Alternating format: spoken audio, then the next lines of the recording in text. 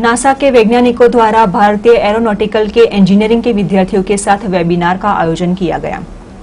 Corona की महामारी के बीच वासद स्थित SVIT एरोनॉटिक इंजीनियरिंग डिपार्टमेंट द्वारा वेबिनार का आयोजन किया गया, जिसमें deep space dream making impossible possible कार्यक्रम का आयोजन करते हुए नासा के वैज्ञानिक एनिमा पाटिल सुबाल द्वारा manager Orion space draft simulation lab manager आदि के बारे में विस्तृत जानकारी दी गई थी।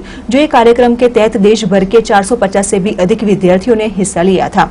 वहीं स्पेस में ट्रैवल के दौरान क्या मुसीबतें पैदा हो सकती है और किस तरह से उसे दूर करना चाहिए, उस बारे में विद्यार्थियों को माहितीगार किया गया था। Like every nation, the first manned spaceflight program always has to be test pilots.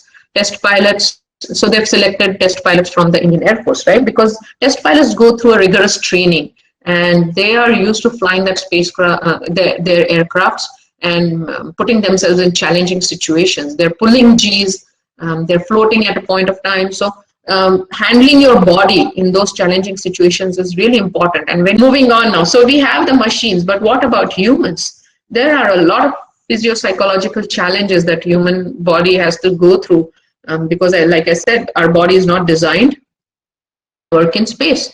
So what about those? What are we going to do about those? What are the challenges? Let's look at those. There are a lot of factors.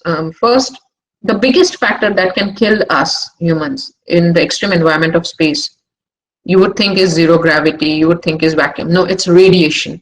Radiation is a big challenge right now. How are we going to protect our astronauts from the radiation in space? Here on Earth, we take our atmosphere for granted, but it protects us from not only the solar, but the cosmic and intergalactic radiation. This is just a slide showing the difference and how health is affected in the space for a female and male, what the difference is. And like I talked about neurovestibular imbalances, it's in our ear, the organ, and how that little organ is controlling all your orientation, your coordinated movements, your perception, all of that is affected.